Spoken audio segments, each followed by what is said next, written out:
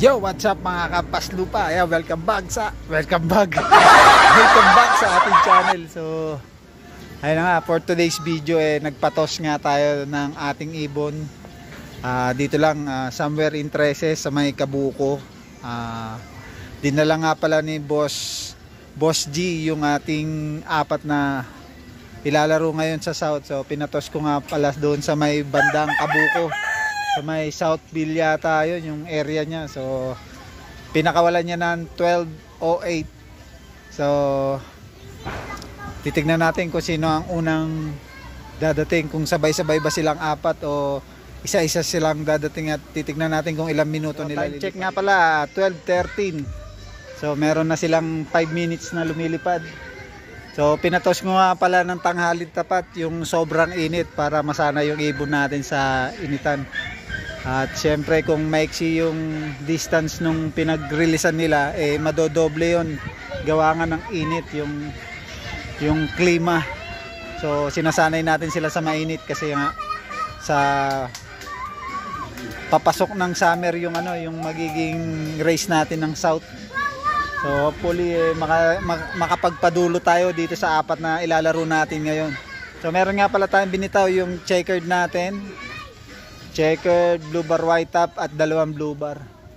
So abang-abang na tayo. In the moment parating na yung mga yun kasi medyo malapit lang yung pinagtosan natin. So ipapakita ko nga pala sa inyo yung place ng pinagtosan. Parang ganito lang din, malapit, parang pabahay din ang style. So eto, panoorin nyo guys. Ano ba sabihin ko? Ayun, so guys, nag-chat na si Daddy O. Time check natin guys, 12:10. Round up na natin yung 12:10. So papakawalan na natin yung kalapati ni Daddy O. Tignan natin kung anong oras makakabalik tsaka nila. So 12:10. Ayan na sila guys. Ayan, pakawalan na natin to guys. Mga patyan guys. So ayun na, 1, 2, 3, 4. Yung dalawang kalapati ba? Basta Daddy O, baka sumama yung isa. Balik mo sa akin ha.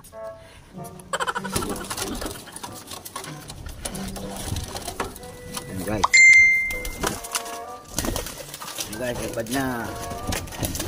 Dalawa. Hello, ayun na guys. Time check natin 12:10. So ayun na guys. Yun. May mga kalapati pa sumabay dun oh. Ayun. Saan nyo ba guys? Yun na sila. Sumama pa ata doon sa marami ah. Ayun, oh no!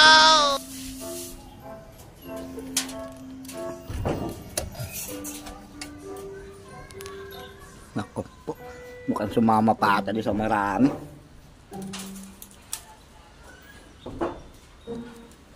Ayun, dali na natin kung anong oras makakabalik yun. Tapos natin si Daddy O pag andun na. Ano na lang ulit. So time check 12:18. So 10 minutes na sila lumilipad, wala pa rin yung ibon natin. So ito nga pala yung panahon, pasilip ko sa inyo. Ayun, ang ganda na panahon no. Habang nga tayo dito sa may puno ng mangga, dito tayo sa ilalim kasi mainit. So dito yan manggagaling yung ating ibon, babagsak. Hopefully diretso sila sa ating trapdoor. Yan yung trapdoor natin. So abang tayo ulit. Time check 12:33. Wala pa ibon natin. Baka dumaan pa ng SM yun at nagpalamig doon kasi nga sobrang init. So malapit nga pala yun doon sa SM Trece yung ating pinagbitawan. So baka nag-shopping pa sila yung apat na ibon natin kasi medyo mainit. Hindi sila sanay sa ganitong panahon, yung mainit sila na tinutos. Kasi ito yung umaga ko lang sila binibitawan. So siguro nanibago pa at nag-site visit pa doon sa SM. So kakabangan natin iba ang dumating. Ayan, dumating truck ng basura. No. So ayan, hintay-hintay pa tayo. Sigurado parating na yun. At ayun na nga mga kalapatids, narangan pa yung ating trapdoor. So yung blue bar pa naman mahilig yan diretso dyan sa may trapdoor natin. So sana matapos sa gantong kumahakot ng basura. Awit. And time check, 12:40. So ayan, dumating na nga yung mga ibon natin. May nakita na akong lumilipad. At hindi nga sila agad nakababa dito, gawa na harang na truck ng basura. So silipin natin dun sa loob, sa may puno.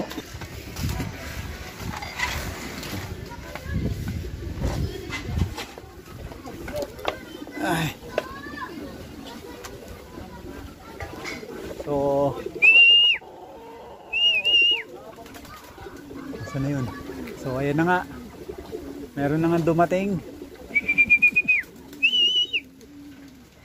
yung ating blue bar. Ayan o, yung nakanganga na yan o, yung nasa gitna.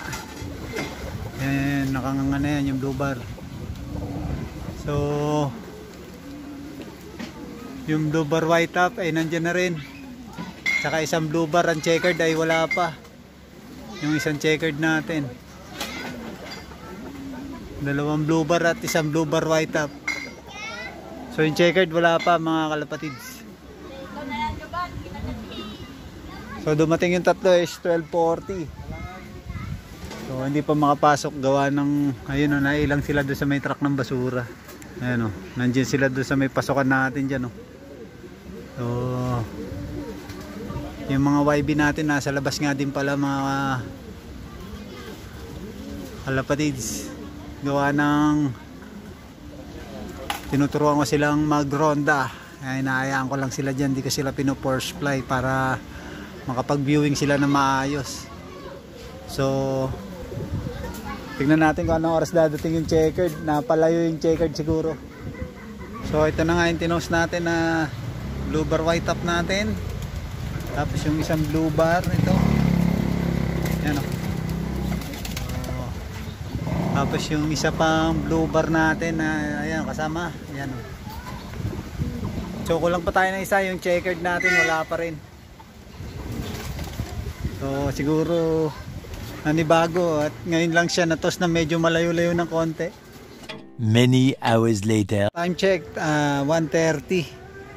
So ayan, dumating na nga yung checkered natin. Ayan na siya oh. Ayan oh, pasok na oh. Doon na sa loob. Yun yung checkered. Pasok na siya doon oh. Ayun oh, yan, lumabas na yan. Ay, hindi pala yan.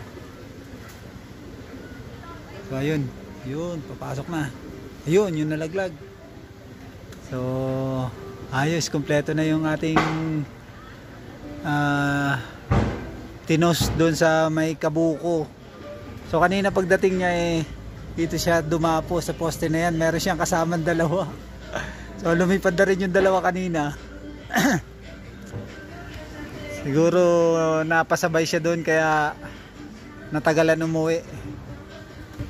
So hanggang dito na lang ating vlog.